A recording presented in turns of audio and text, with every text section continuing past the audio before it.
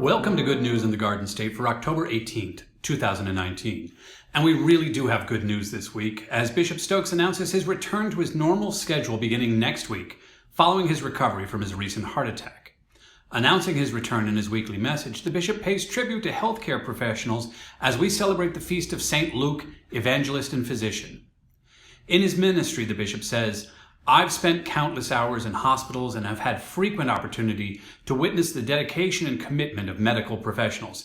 It is clear that the vast majority have a God-given vocation to their ministries of care. Needless to say, my experiences of the past few weeks, in which I have been a patient, have deepened my appreciation and awareness of these healers." Read the bishop's full message in this week's electronic edition of Good News in the Garden State.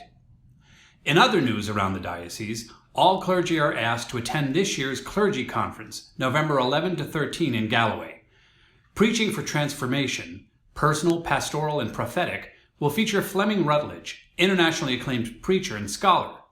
Mrs. Rutledge is the author of The Crucifixion, Understanding the Death of Jesus Christ, named Best Book of 2016 by Christianity Today. It's sure to be a remarkable and restorative time for our clergy, so register today at the link on your screen. Financial assistance is available for those who need it. As you may know, the Diocese of New Jersey has created its own discipleship initiative. The Way of St. Paul grows congregations by growing people's faithfulness. 5 of our Way of St. Paul coaches were invited to share some notes from the field at the recent Leading for Discipleship conference in Wilmington, North Carolina. It was a chance for folks from other dioceses around the country to learn from New Jersey's successes with Way of St. Paul. Read more about it in the electronic edition of Good News.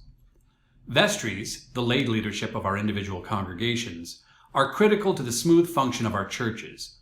All clergy and lay leaders are invited to share vestry best practices at a forum on November 9 at Trinity Cathedral. Sponsored by the Commission on Black Ministry, the forum is free and includes breakfast and lunch. It's a great chance to learn from other vestry members and also share your own experience and knowledge. Register at the link on the screen. In our news in brief, here are a few items for you to pay attention to. The Souls for the Harvest 5K and Fun Run is November 2 in Hamilton and raises money for food ministries around the state. The diocesan-wide confirmation service will be November 23 at Trinity Cathedral. Submit names for those being confirmed by November 15. A celebration of the life, music, and ministry of Canon Deborah Ford was held October 12th. Deb was the beloved choir director at Trinity Cathedral before her passing on October 2. If you've been thinking about getting involved in the church at the diocese level, or even if you haven't, now's the time. We're looking for dozens of people with a wide variety of skills to fill diocesan offices at our next annual convocation in March. Submit your name now. And speaking of diocese business, convocation meetings across the state give you the chance to help define the future direction of our Garden State Church. The next one is this coming Tuesday, October 22 at St. John's in Shoes Landing. See Good News for more information and find the upcoming meeting closest to you. Well, that's the good news for this week. Be sure to read our full newsletter for more on all these stories and on others. We'll see you next week.